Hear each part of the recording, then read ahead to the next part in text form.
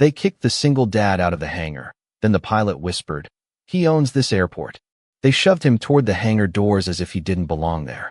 His young daughter clutched his hand, fighting back tears while mechanics, security guards, and executives watched without saying a word. No one noticed the calm in his eyes. No one questioned why every veteran pilot who passed seemed ready to salute him. And no one imagined that, within moments, a single quiet whisper would freeze the entire airport in stunned silence. Before we continue this unforgettable story of dignity, justice, and second chances, where are you watching from today?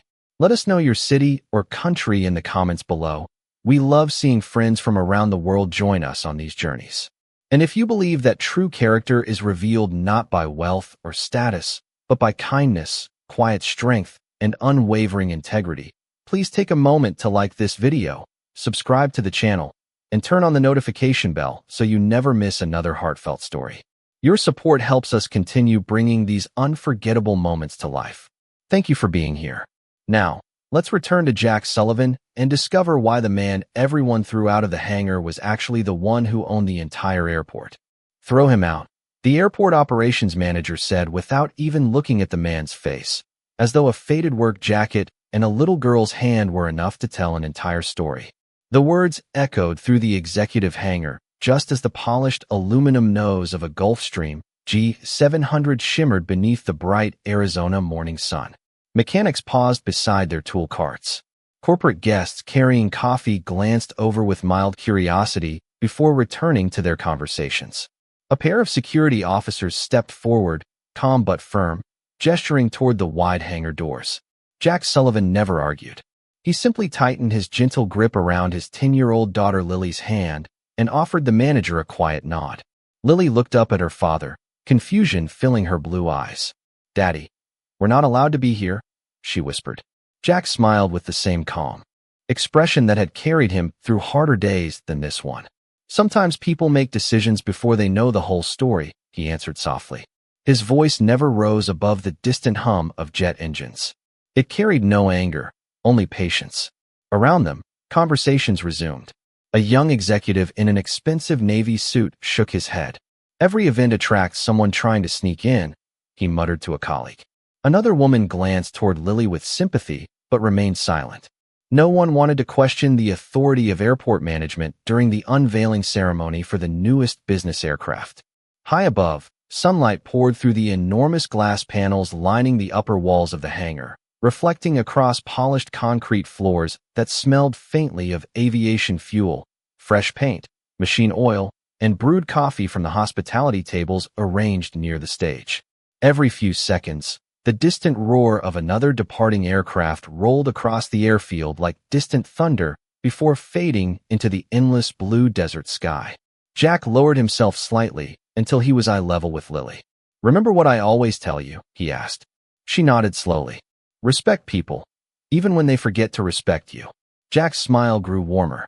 "Exactly." The security officers waited politely.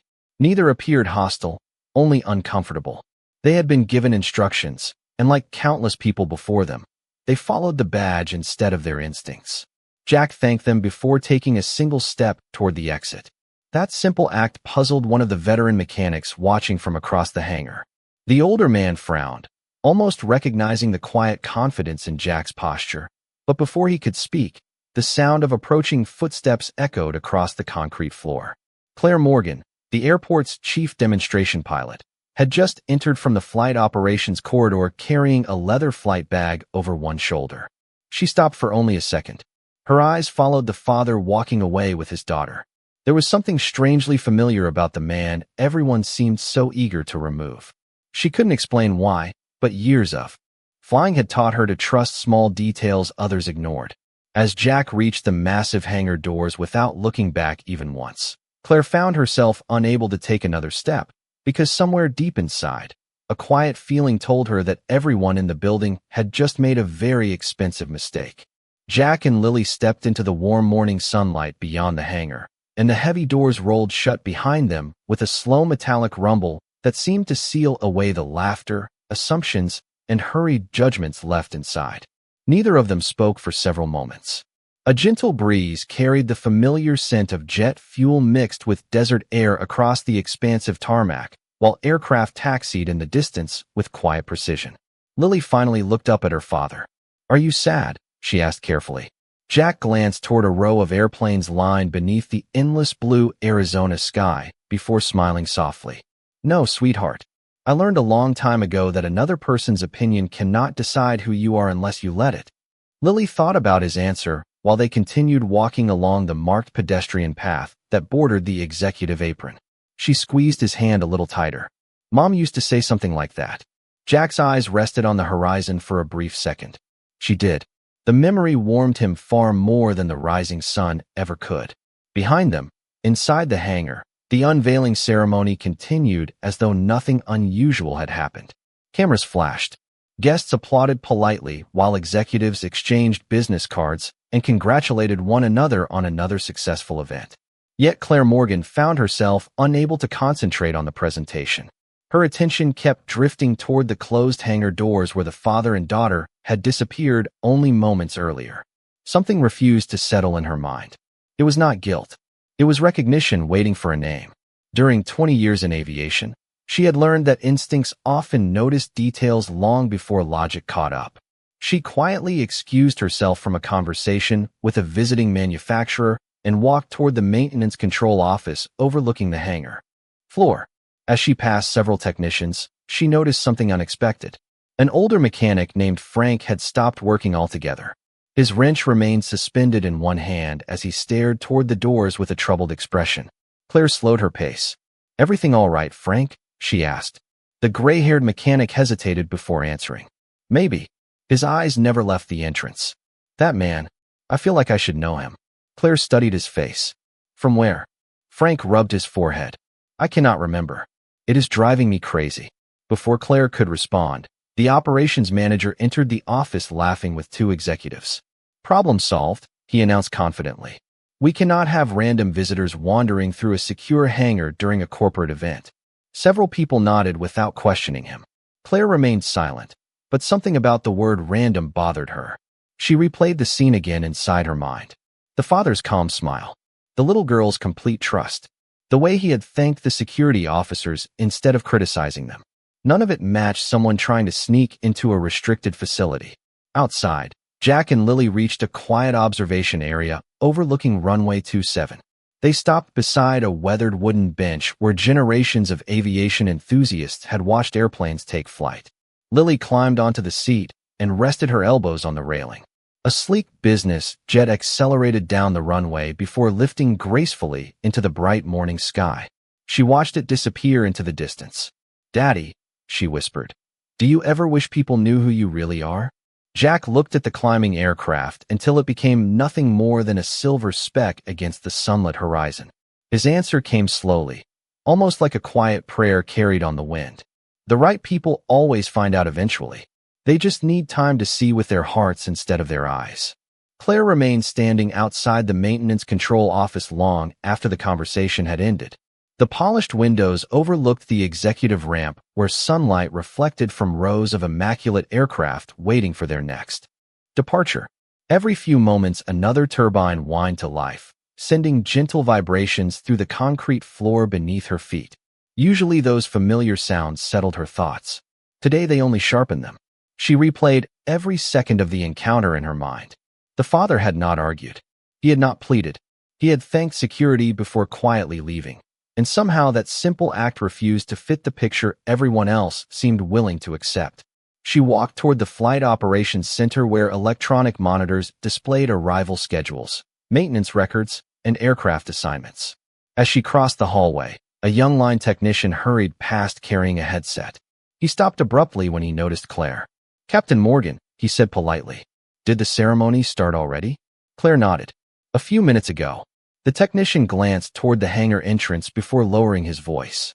"I thought I saw someone familiar outside earlier. A man with a little girl." Claire's attention sharpened immediately. "Do you know him?" The young man hesitated. "Not exactly. I have only seen him once before." Everybody acted different around him. Before Claire could ask another question, his radio crackled with instructions from ground control, and he hurried away toward the flight line. The unanswered words lingered in her thoughts. Different. Meanwhile, Jack and Lily continued watching airplanes from the quiet observation area beyond the executive terminal. Children nearby pointed excitedly whenever an aircraft lifted into the sky, while families rested beneath shaded picnic shelters overlooking the runway. Lily smiled as a sleek corporate jet rotated gracefully into the morning air. "Do you still love flying?" she asked. Jack watched the climbing aircraft until it disappeared into the bright western horizon. "Every single day," he answered honestly. "You can love something deeply without needing everyone to know it." Lily leaned against his shoulder. "Will people inside ever understand?" Jack smiled gently.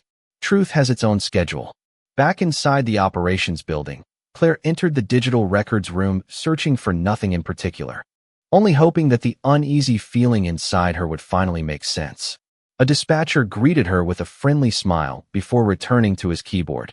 Flight manifests scrolled across one monitor while maintenance schedules filled another. Claire absent-mindedly studied the displays until one detail caught her attention. A fuel supervisor approached the counter holding several printed inspection reports. "These ownership authorization forms need approval before noon," he said. The dispatcher accepted the folder and quickly sorted through the documents. One page slipped free and drifted onto the countertop directly in front of Claire. She glanced down instinctively. It was only a routine authorization sheet listing restricted access permissions for executive facilities. Most names meant nothing to her. Then her eyes stopped on a familiar surname. Sullivan. Her heartbeat slowed rather than quickened. The name itself was common enough, yet something about seeing it there awakened the same quiet certainty that had followed her since the father walked away. Before she could read further, the dispatcher politely collected the papers into a neat stack and carried them into a secured office. The page vanished almost as quickly as it had appeared, but the single word remained fixed in Claire's mind. "Sullivan." She whispered it once beneath her breath. Somewhere beyond the glass walls, another aircraft rolled onto the runway as sunlight flooded the airfield, and for reasons she could not explain, Claire suddenly believed the story everyone thought had already ended had only just begun.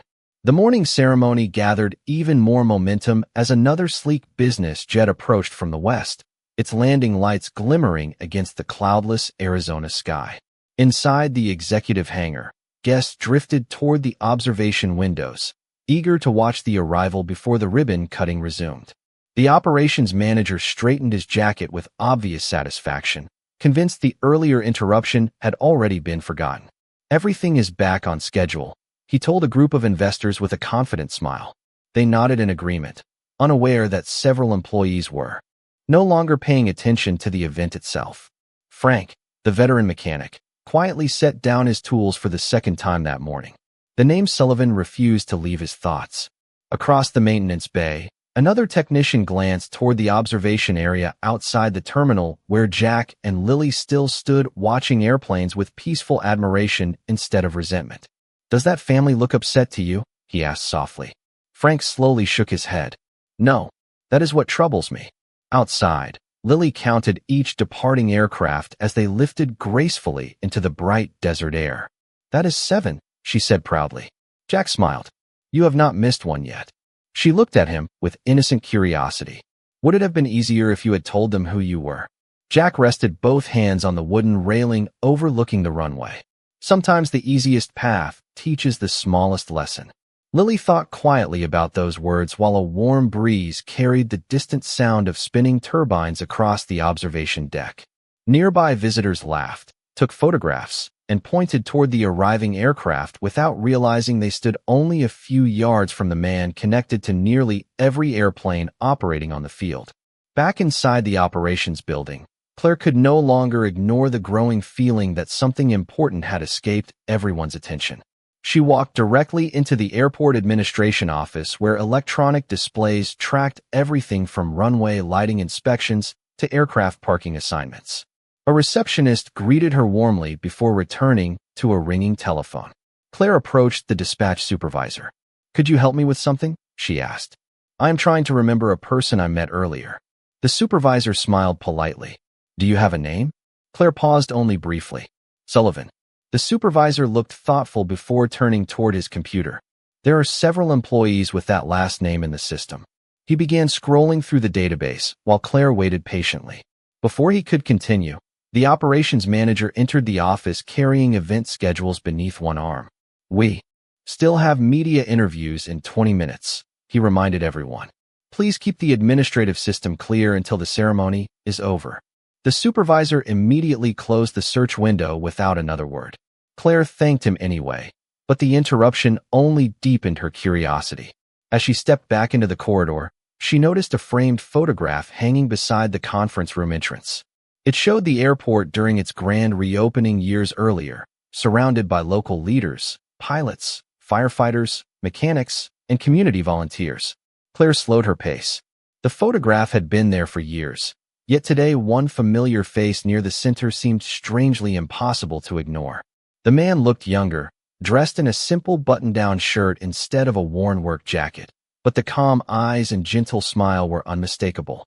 Before Claire could step closer and read the engraved plaque beneath the picture, several guests walked between her and the display, blocking her view entirely. She remained still as conversations filled the hallway, realizing that every answer she had been searching for all morning was somehow already inside this building, waiting for the right person to notice.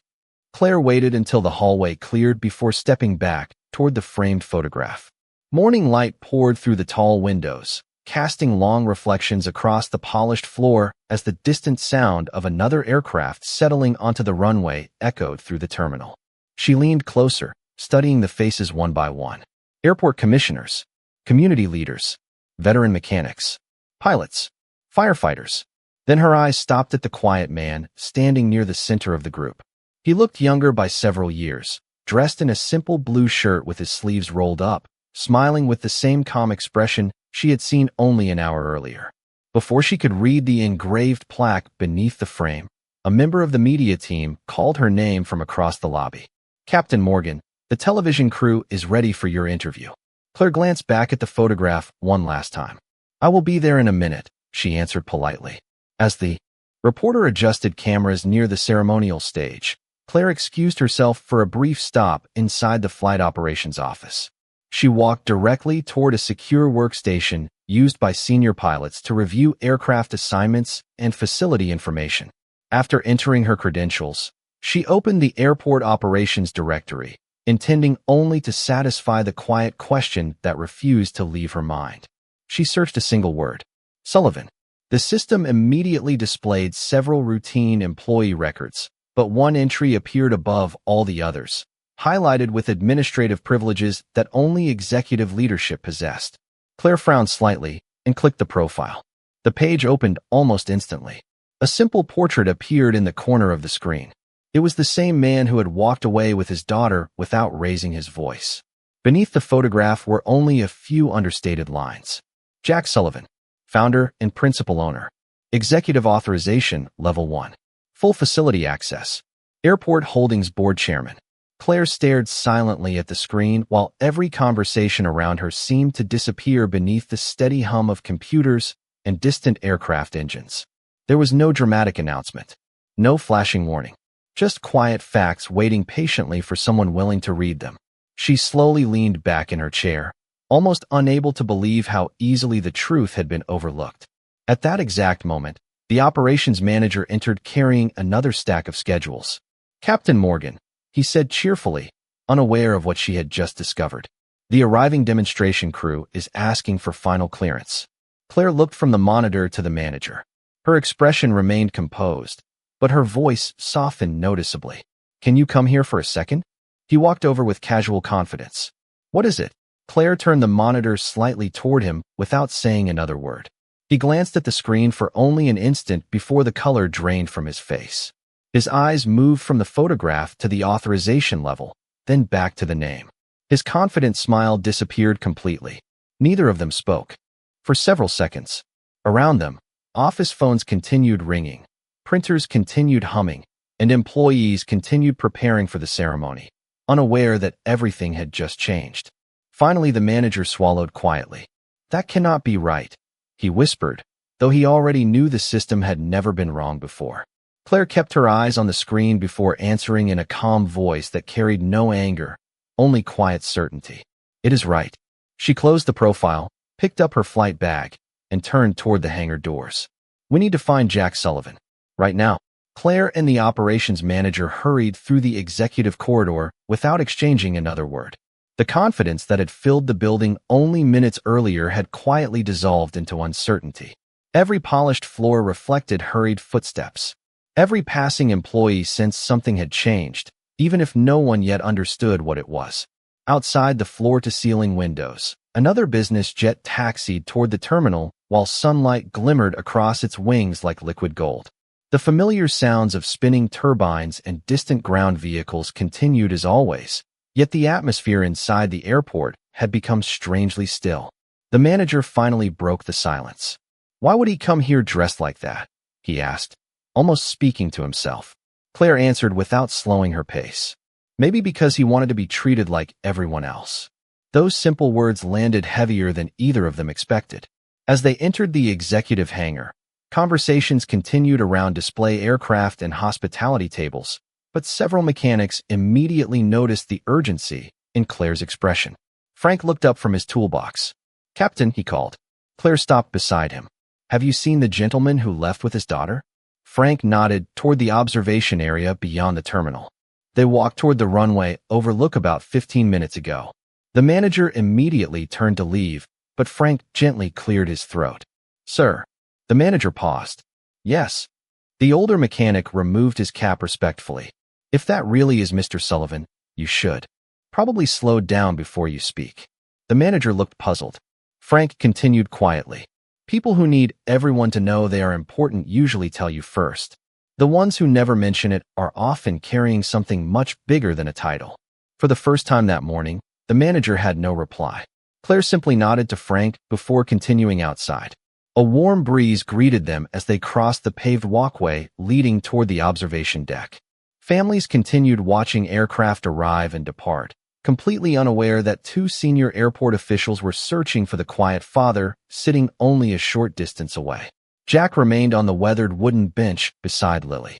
She was happily sketching an airplane in a small notebook while he watched another departure roll gracefully into the bright blue sky. Neither appeared hurried. Neither appeared offended. They looked exactly like any father and daughter enjoying a beautiful morning together. Claire slowed her steps. "There they are," she whispered. The operations manager stopped several feet away, suddenly uncertain how to approach the man he had dismissed less than an hour earlier. The practiced confidence that had carried him through countless business meetings was gone. He straightened his jacket once, then again, but the gesture accomplished nothing. Jack noticed them almost immediately. He closed Lily's notebook gently after she finished her drawing and smiled with the same calm kindness he had shown everyone else that morning. "Good morning," he said warmly. There was no sarcasm in his voice, no disappointment, no trace of resentment. The manager opened his mouth, but the apology he had rehearsed during the walk refused to come. Claire looked at Jack for a long moment before speaking softly enough that only he could hear. "Mr. Sullivan." Jack met her eyes with quiet understanding. Claire lowered her voice even further, her words barely more than a respectful whisper carried by the desert breeze. "We know who you are." Jack glanced toward Lily, then back at the runway where another aircraft lifted effortlessly into the endless Arizona sky. A peaceful smile crossed his face before. He answered with remarkable gentleness. "I was hoping you would first see who I am, not what I own." The gentle breeze carried the scent of warm asphalt, fresh-cut desert grass, and aviation fuel across the observation deck as silence settled naturally between the four adults. Lily continued admiring the airplanes climbing into the brilliant blue sky, unaware that every assumption made about her father earlier that morning had quietly fallen apart. The operations manager lowered his eyes before speaking. "Mr. Sullivan, I owe you an apology," he said sincerely. "I judged you without taking the time to know you. I made a decision based entirely on appearances, and I was wrong." Jack looked at him with calm understanding rather than disappointment. "Thank you for saying that," he replied. "Admitting a mistake is never easy." Claire stood beside them, still trying to understand why someone who owned an airport would arrive wearing a faded work jacket and comfortable boots instead of a tailored business suit. "May I ask you something?" she said respectfully. Jack nodded. "Of course." Claire smiled politely. "Why did you never tell anyone who you were?" Jack rested his hands on the wooden railing overlooking the runway while another aircraft accelerated gracefully before lifting into the morning light. Because titles introduce positions, he answered quietly. Character introduces people. He watched the departing jet disappear beyond the distant mountains before continuing. After my wife passed away, everything that once seemed important became surprisingly small. Expensive watches could not buy another conversation with her. Fancy offices could not give Lily another bedtime story from her mother. So I stopped trying to impress strangers. Instead, I tried to become the kind of father my daughter would always be proud to follow. Lily smiled without looking away from the runway because she had heard those words before. Jack gently placed a hand on her shoulder. This airport was never meant to be a monument to success, he continued. It was built to protect opportunity. Claire listened carefully. Jack's voice remained soft, almost reflective. Years ago, this place was scheduled to close. Hundreds of mechanics, baggage crews, dispatchers, custodians, instructors, and pilots were going to lose their jobs. I had the resources to keep it alive, so I did. Not because I wanted recognition, but because families depended on those paychecks. The operations manager looked down, remembering how many employees had often spoken about the airport feeling different from every other place they had worked. Until that moment, he had never understood why. Jack smiled gently. Every person who walks through those hangar doors carries a story that cannot be seen from the outside. Some are raising children alone. Some are caring for aging parents. Some are working 2 jobs while chasing dreams that nobody else believes in. Clothing never tells those stories. Claire felt the weight of every word. The memory of watching Jack quietly thank the security officers now seemed far more powerful than any speech given during the ceremony inside the hangar. Another aircraft climbed overhead, its shadow gliding slowly across the observation deck before disappearing into the bright Arizona sunlight. Jack watched it with peaceful contentment. I have visited this airport many times dressed exactly like today, he admitted with a faint smile. Most employees never noticed. The ones who greeted me kindly without expecting anything in return always reminded me why this place deserved to survive. The operations manager finally looked up again, his voice quieter than before. I understand now. Jack gently shook his head. Understanding begins today. The real question is what we choose to do with it tomorrow. The 4 of them walked back toward the executive hangar together, but the atmosphere had changed completely. Earlier that morning, Jack and Lily had been asked to leave through those same doors. Now every step toward the building felt quieter, slower, almost reflective. The bright Arizona sun shimmered across rows of polished aircraft, while a light breeze carried the steady rhythm of spinning turbines and distant radio calls from the control tower. Inside the hangar, the unveiling ceremony continued, although conversations gradually faded as employees noticed Claire walking beside Jack instead of ahead of him. Mechanics stopped wiping tools. Flight instructors paused in mid-conversation. Corporate guests lowered their coffee cups. One by one, curious eyes followed the small group crossing the polished concrete floor. The operations manager stepped onto the presentation stage and gently tapped the microphone. His voice carried across the spacious hangar without urgency. Ladies and gentlemen, may I have your attention for just a moment? The room slowly grew quiet. He took a slow breath before continuing. Earlier today, I made a serious mistake. I judged someone based on appearance instead of character. That mistake happened in front of many of you, which means my apology should be just as public. Every face turned toward Jack Sullivan. Some employees immediately recognized him from years past. Others stared in complete disbelief as the realization spread from one person to another without anyone needing to explain it. The manager stepped down from the stage and stood directly in front of Jack. Mr. Sullivan, I sincerely apologize for asking you and your daughter to leave this hangar. My decision did not reflect the values this airport was built upon. The room became remarkably still. Jack looked around at the hundreds of familiar and unfamiliar faces before offering the manager a gentle smile. Apology accepted, he answered simply. His words carried no bitterness, only grace. A quiet wave of relief passed through the employees. Several mechanics exchanged thankful glances.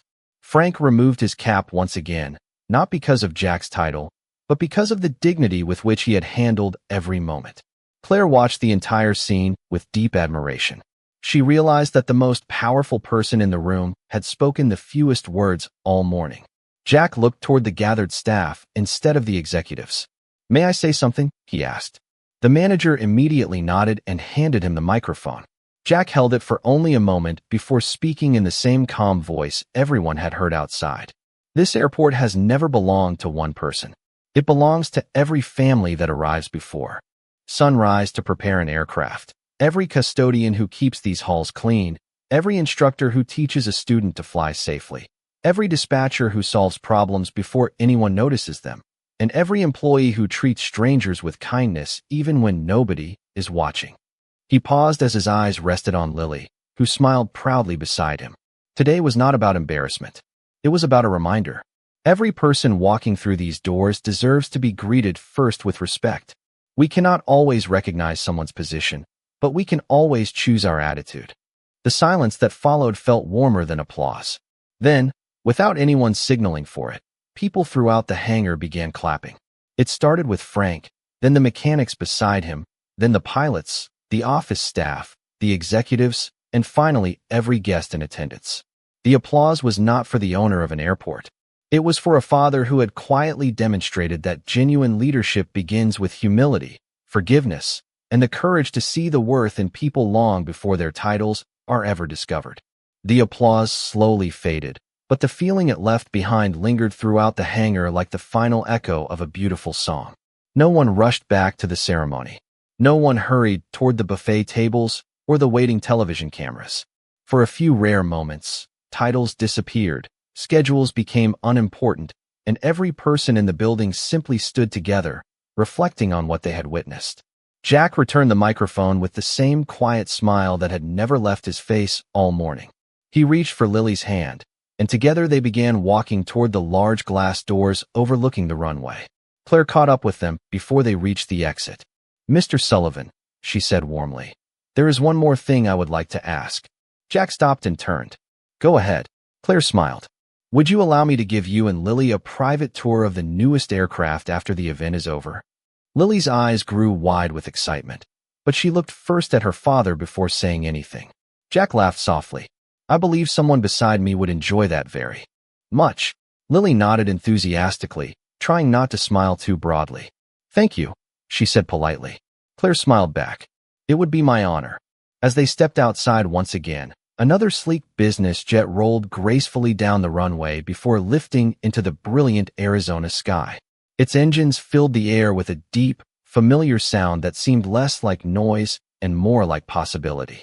Jack and Lily watched together until the aircraft became a tiny silver against the endless blue horizon. The operations manager joined them a few moments later carrying a small framed document. "Mr. Sullivan," he said respectfully, "I would like to propose something." Jack looked at him with curiosity. Every new employee attends an orientation on their first day here. I think it is time we add one more lesson. He handed Jack the document. It contained only a single sentence written in simple lettering. "Treat every person with respect before you know their story." Jack read it quietly before handing it back. "Do not put my name under those words," he said gently. The manager looked surprised. "Why not?" Jack smiled toward the runway where another airplane prepared for departure. "Because the lesson does not belong to me.